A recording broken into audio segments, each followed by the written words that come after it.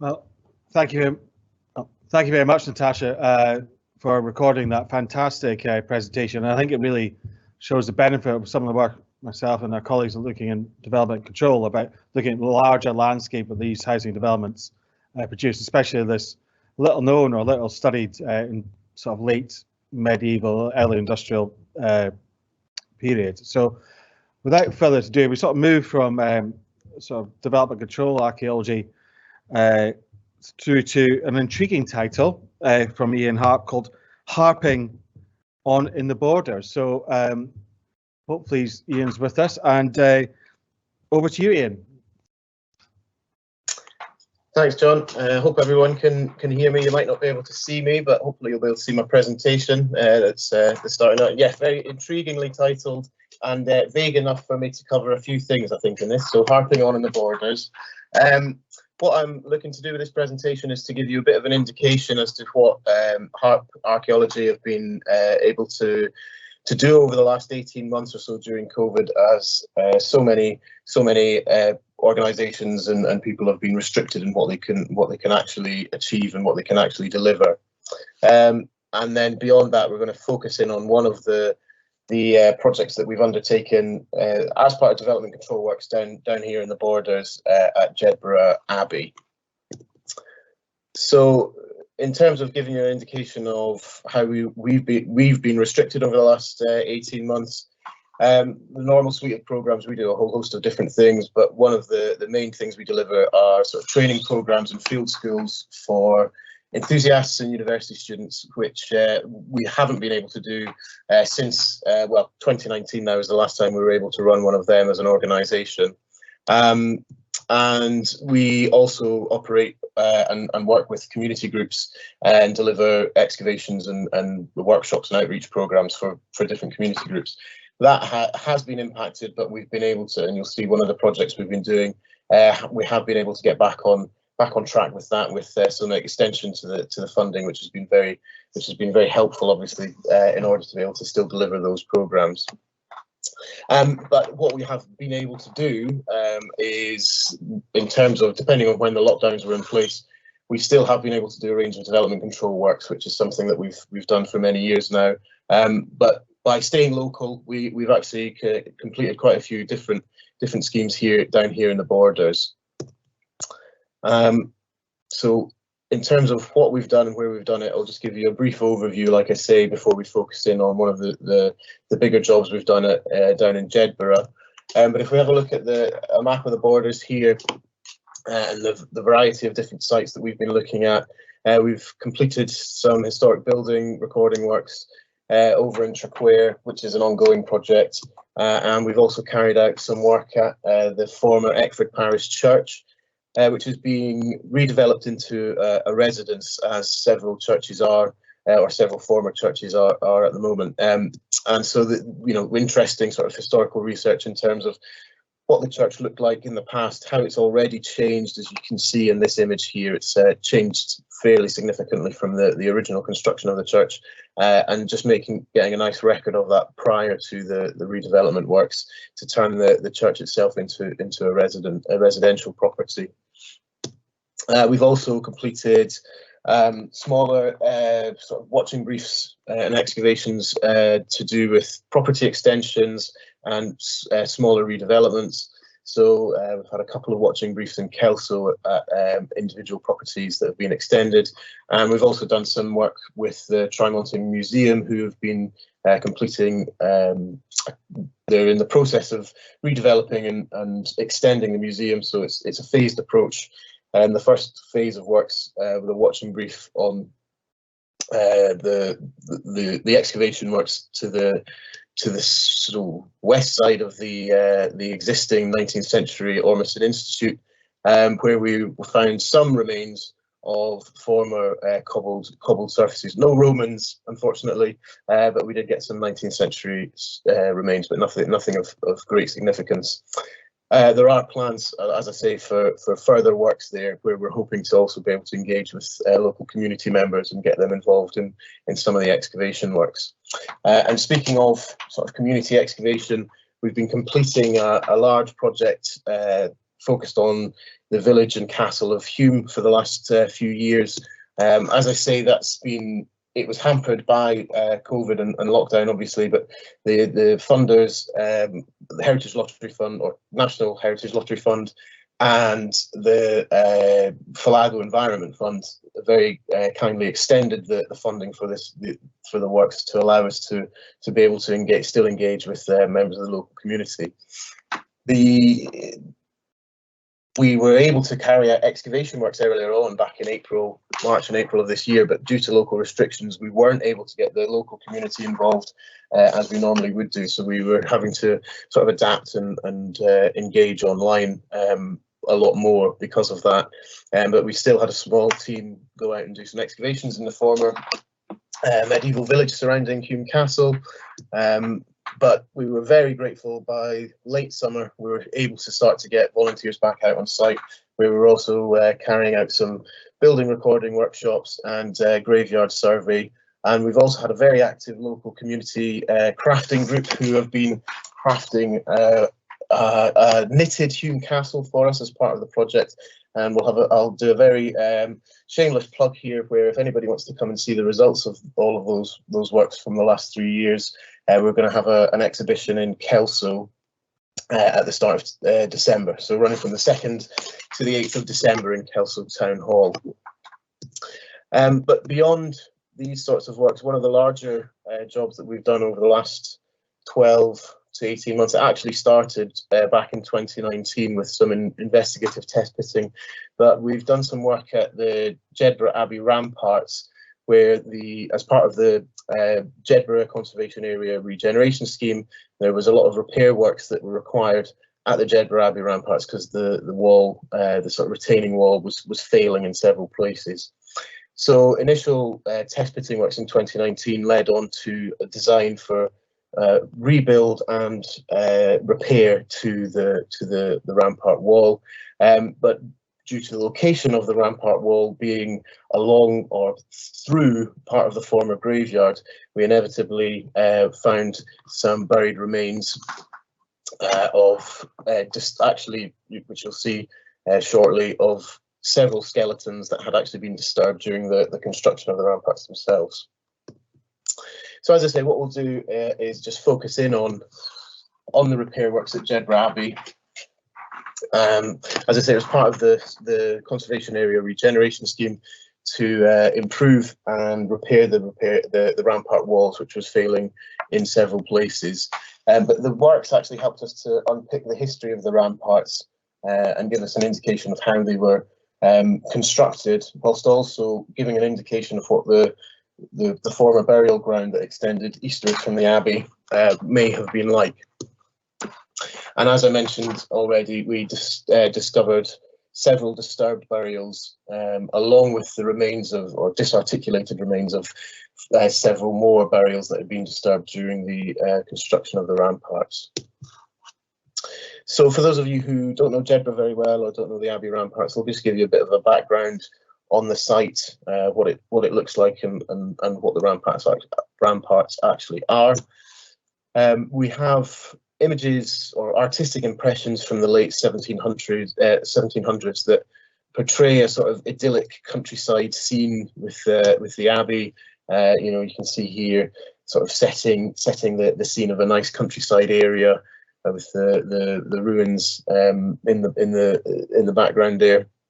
But we don't actually have any images from this time that indicate the sort of nature of the site surrounding the abbey, including what would have been the ramparts at that time. We obviously have to take some of these images with a pinch of salt. As I say, they are artistic impressions of the abbey and the landscape. But in terms of what the ramparts look like, and when they date to, there's been a bit of conflation, I think, over the years as to what the ramparts were. And the name itself of the ramparts, there's a suggestion that they were constructed by French troops during the mid-1500s, whilst Jedburgh was being under attack from the English. And there's actually a couple of plaques in the town that show, you know, you're standing on the ramparts raised by the French army in the mid 1500s. But actually, what we probably have is a bit of a conflation. The French did indeed defend and would have thrown up sort of gun emplacements, but the ramparts as we now know them, which you can see remains relatively unchanged from this image here, were a more formalised construction that happened probably a couple of hundred years after the French were actually there building their gun emplacements. And we didn't find any evidence of any earlier gun emplacements when we were doing the watching brief for the repair works. But this image here was drawn by another French influence, so French prisoner of war during the Napoleonic Wars. This was drawn in 1812. And as I say, it gives you an indication of what the ramparts look like. So it's a raised, sort of elevated walkway that's located to the east of the abbey. So we're looking to the south. And as I say, the ramparts themselves kind of sort of are in a similar or mostly unchanged from this image. You've got the sheriff courthouse at the northern end of the ramparts, or the right of the image as we look at it, and it runs down the eastern side of the abbey down to the south, where a later war memorial was constructed in the 20th century. But the town of Jedburgh itself is obviously built up and developed around these the abbey and the rampart area. If we have a look at the maps, and you can sort of get an indication of how those artistic impressions may be a bit different. You can see here, so north being to the top of this image, this map actually in the 1820s, John Wood's town plan, is the first named reference to the ramparts. And if we go slightly further back in time, you can see a bit of a change. So back into the 1780s, it's a different angle. So north, and this is to the right as you're looking at it. But you can see that there's a cattle market. You can see a line that is the alignment of the ramparts, with a cattle market indicated below. There was a possibility that there may have been an older boundary wall. We weren't 100% sure when the ramparts were originally constructed. And you can see from a town plan of 1775, that's that same boundary line. But here, there's no cattle market indicated, but you've got a division between the high kirkyard and the low kirkyard of the abbey. So the kirkyard obviously extending further than is currently the case. In terms of when we were doing the excavation works, I'll just come back a slide actually, or two. Looking at this area here, in terms of where the repair works were being carried out, they were carried out to the east of the abbey as you see it. So there's a little access step that you can see indicated on that map. And the repair works started there and ran all the way to the north up to the building that you can see depicted at the top of that image. So it was large scale repair works. In some areas, the retaining wall had to be completely taken down to be rebuilt. In other areas, there was smaller levels of replacements. But the largest area of excavations occurred here towards the southern end of the works, where there was a double access stairs that provided access to the top of the ramparts. And you can probably see in this image, this was before any works was carried out, some of the sort of failing masonry and mortar, which has led to the repair works being required. Where the initial plan was to replace these stairs, as I say, and this is where the largest amount of excavation took place. Once those stairs were removed, we found remains of former dry stone walls, probably related to the churchyard. Whether these are little sort of boundary dikes within the graveyard, or even possibly retaining walls. As you can see, to the right of the image as you look at it, that ground that's the old ground surface that actually slopes away, and there was a lot of water action. So what you've probably got is a large amount of erosion. So that's why we're contemplating whether these little stone walls that we're finding were potentially little soil retaining walls. In behind these to the left, we find large midden material, a whole host of mixed animal bones, including sheep, pig, horse, cow. There's a lot of material in there. But off to the right, as we'll see in a second, there was different material uncovered. This is the same walls, but looking at it from the street level. So it gives you an indication of the height of the ramparts and the sort of nature of the slope, the sloping nature of the ground originally. And again, here with this image, you can just see the depth of the material behind the ramparts. But what's interesting here is that at the far end of the trench, as you see it, the sort of darker browner soil, that's that would have been the original sort of graveyard soils. Whereas in the foreground, the sort of lighter or orangey mixed material, that is actually the material that was used to construct the ramparts and build it up to create this sort of elevated walkway. So the construction of the ramparts was a huge large-scale landscaping project. As I say, the ground originally sloped away to the east and to the south. In constructing the ramparts, there's a huge amount of dump material and disturbed ground, and within that we found the remains of several disarticulated, disturbed, broken human remains. And if memory serves, there was a minimum of 22 individuals found just in that area of excavation that you saw in the previous image. So what we believe has happened is that they've actually, when they've been constructing the ramparts, they've cut through and levelled the ground to the east and just cast that up to create a level flat surface and remove the sort of undulating natural slopes of the ground. We found fragments of clay pipe and a Charles II 2-pence piece within the makeup material, this disturbed material. So it started to give us an indication of when these ramparts were likely constructed, given the indication that it was at least the mid-1600s onwards. But with that evidence and the information from the mapping showing the distinction between the High Kirkyard and the Low Kirkyard, it's probably the late 1700s when the ramparts were actually constructed, as you can see again here. So 1775, you still had the Low Kirkyard, but beyond that, into the 1780s, that area becomes a cattle market. So it is feasible that there was an earlier boundary wall along the alignment of the ramparts, but it's probably been destroyed when the ramparts have been constructed and formalised, because we didn't find any evidence of an earlier boundary wall. Now, I've already shown an image of human skeletal material, but just to give you a bit of a warning, a fair warning, there will be more. There's going to be several images that are going to come now, just to give you an idea of what we found. But most interestingly, in that area underneath the former double access stairs, there was 2 intact skeletons who appear to have been buried together, mostly intact. We had about 90 to 95% of each individual. There was a male and a female that were buried together. There was no evidence of the coffins, and they were both likely shrouded at burial.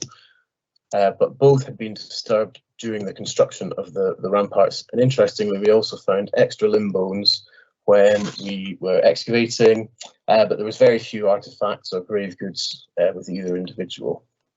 The only thing that we can actually categorically associate with one of the skeletons was a small, heavily corroded metal object clasped in the hand of the male individual, and we'll have a look at that in a second.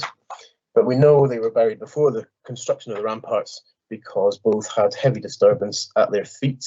The male individual had his feet crushed by the foundation stones, whilst the female individual actually had her feet chopped off. So her lower legs were chopped at the ankles and feet removed. So there was no remains of her feet there. But interestingly, so they've obviously been disturbed during the construction of the rampart. But when those 2 bodies were interred originally, they also disturbed earlier burials. We can see here, this is the male individual, and he's resting within what appears to be the bottom end of a previous kist burial. That's the kist stones there after that individual had been removed. And as I say, we also had evidence of extra limb bones. So there was 2 lower leg bones found that had been reburied next to the lower legs of these 2 individuals, and they were actually found up at, so that's the female, the location of the female. So, but in the section here above where her head was, you can just see the sort of femoral ends, so the bottom ends of two thigh bones sticking out of the section.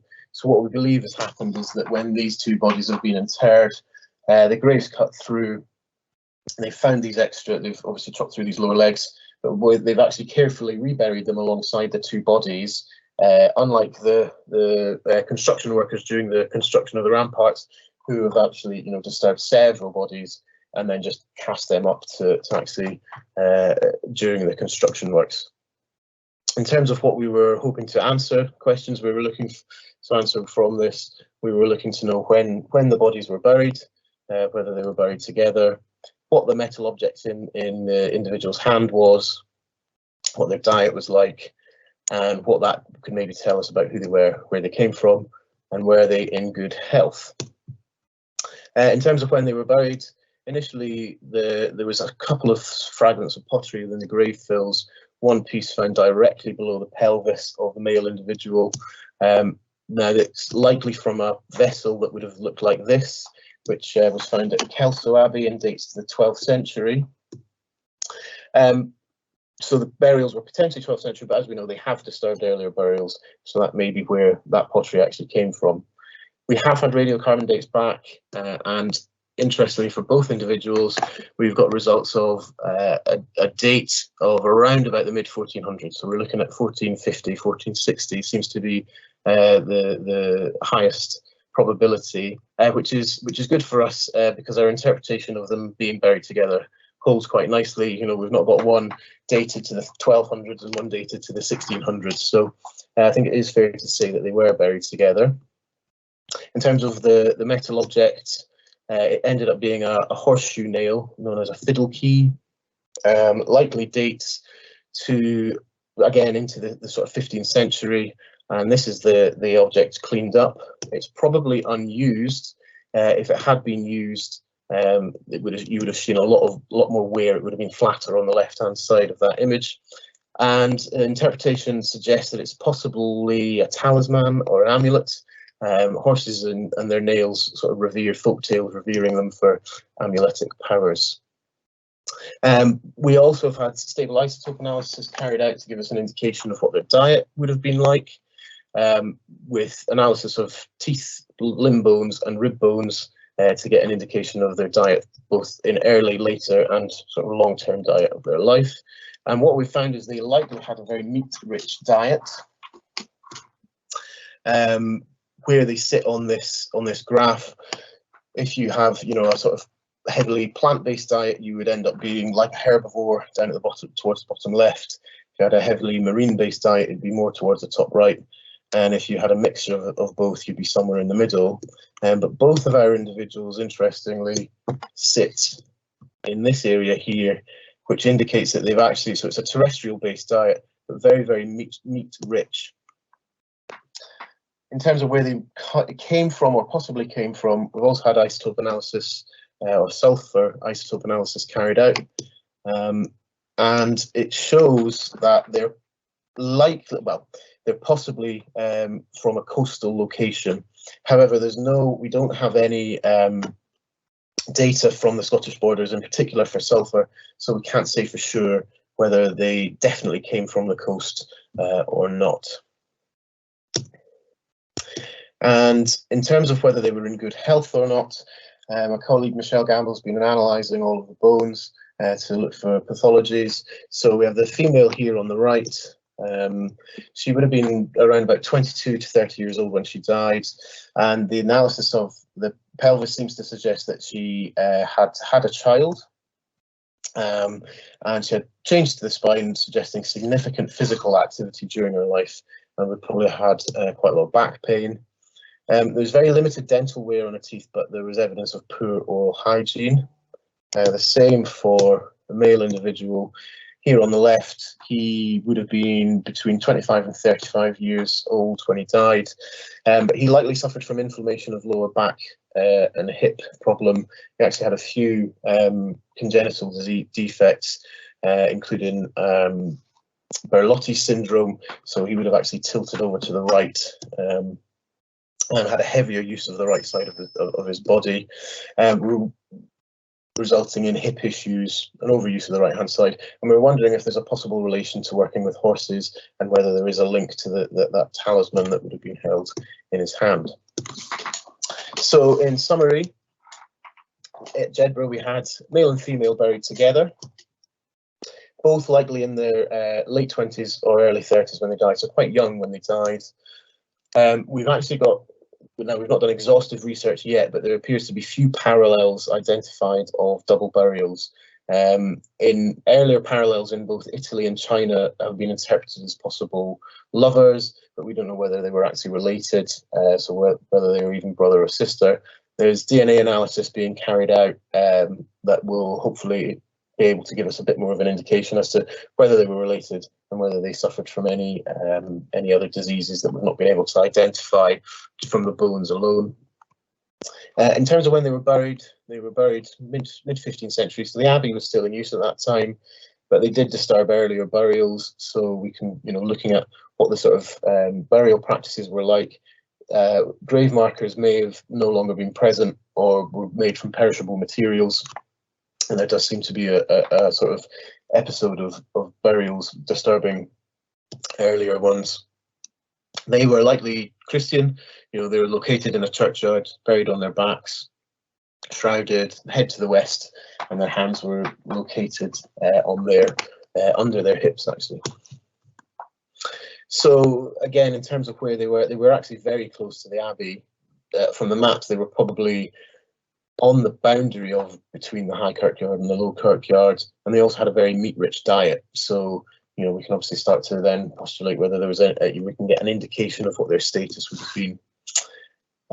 The female likely had a child, and both the male and the female suffered from pelvic issues.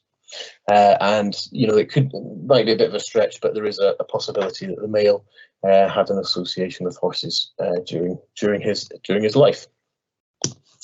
So I just want to say thank you very much to Elbach for accepting this talk for presentation.